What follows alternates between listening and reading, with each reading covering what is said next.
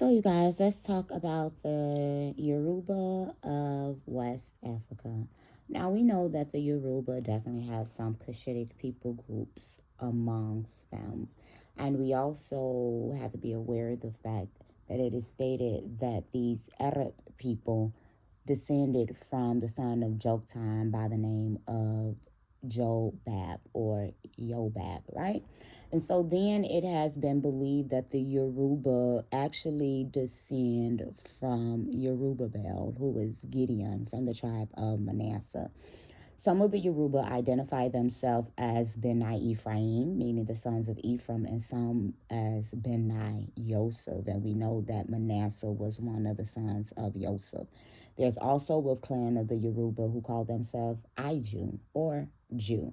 So when we begin to look at the Yoruba, they have an oral tradition of being in Spain and Portugal, and due to them being from the tribe of Manasseh, from the tribe of Ephraim, and they are also seen amongst the Igbo, whom are Gadites. And we know that the lawgiver or the priest of Gad was brought back into Samaria during the Assyrian captivity in 722 BC to teach these Rechabite Arabs, the Nabateans, as well as some Chaldean Arabs, some Assyrians, and Babylonians, the law, statutes, and commandments of the Most High, while they continued their paganism and the worship of their Assyrian and Babylonian deities in Samaria.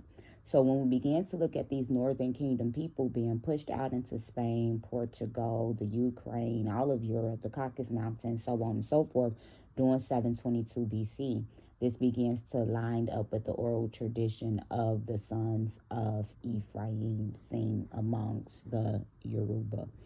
So when we begin to look at the Yoruba and the name Yarubabel, it's very essential to know that linguists have stated that the Yoruba speak Arabic, which is why they began to flee Spain and Portugal through 6th century AD during the time of Muhammad, may peace be upon him, because they were fleeing from the Umayyad Caliphate, the same polytheistic caliphate that went down to hunt Bilal the Danite, who began to also flee into West Africa amongst the Solomonic dynasty of the Mendi, the Mali, and the Soniki, alongside Muhammad to become Akkad. These were the law keepers of the Most High who believed in the Shema, the oneness of the Most High. So when you have these law-keeping Yoruba who begin to keep the feast of Passover and unleavened bread and Shavuot and Day of Atonement and Sukkot, so on and so forth, they named their children on the 8th day. They circumcised on the 8th day. What if I began to tell you that if you type into your Google Translate right now, Yoruba in Hebrew, and you add the L or the Lamad, it literally spells Yarubabel. And this is how we begin to denote the fact that these are the tribe of Manasseh and the tribe of Ephraim. And while I was sharing this information with my daughter, she said, "Mommy, that sounds like an island." She said, "Isn't it an island called Aruba?" I said, "Baby girl, let's go ahead and line it up." So I'm going to give this part of the video credit to my daughter, Michi. And so when I began to look at Aruba, which is literally Yoruba, y'all, guess what Native Indian tribe began to inhabit Aruba initially? You have your Congo people. And we know that the Congo are also the Key Congo, the Masi Congo, whom are founders of Mexico as well.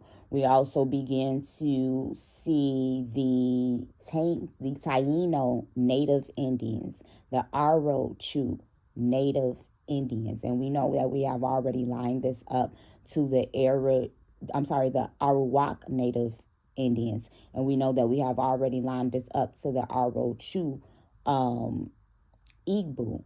But what if I begin to tell you that these Taino people descended from Jews in West Africa outside of the Igbo?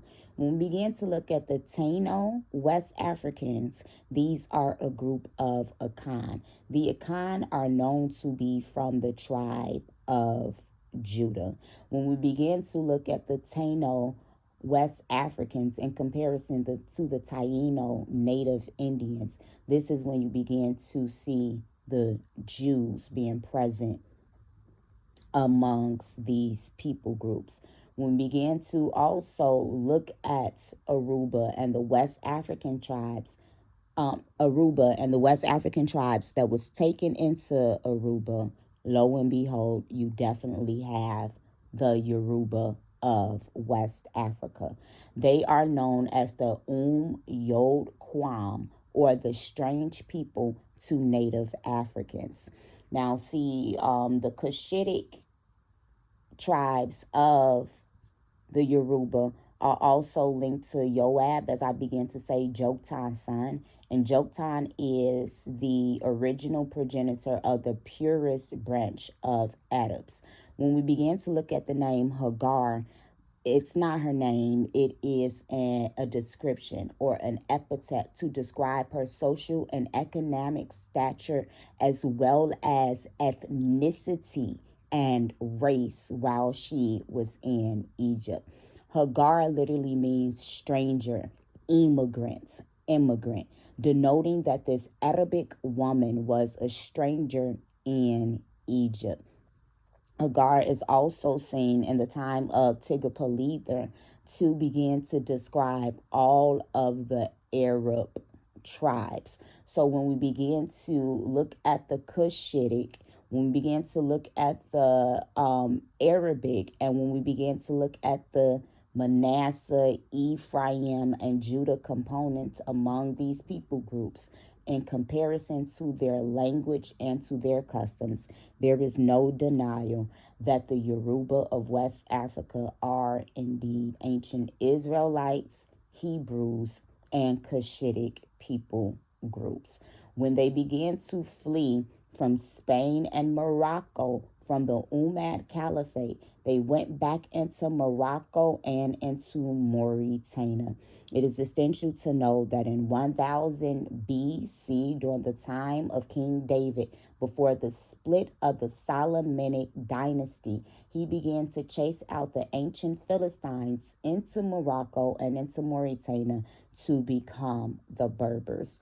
During 6th century AD, when the Yoruba began to flee back in to West Africa, the Soniki West Africans who never made it to Morocco and Mauritania, to Spain and Portugal, they were still being called Moors in West Africa.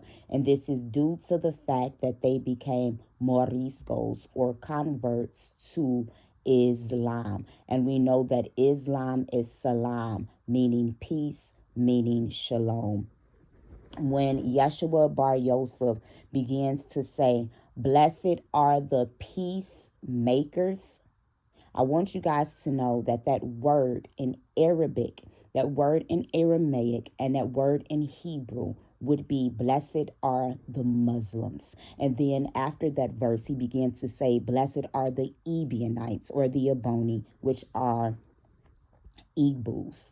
When we begin to look at the Ebony, these are the Jamesonian Nazarenes in the book of Acts that stayed at Jerusalem. The Ebony originated with Selah, or Salil, may peace be upon him, the first monotheistic, who is the father of Eber, with the message of the poor. So when you begin to look at Selah, he founded Hagar, Egypt, and named it after his granddaughter, who was sold as an indentured servant during 2180 BC to the Pharaoh of Egypt during that time, which is how he was able to give her to be a wife to Abraham. Elohim. And this is how we begin to historically, biblically, archaeologically, based on immigration patterns, customs, and linguistics, that these people are indeed from the house of Israel. Line up on line, precept on precept. Food for thought.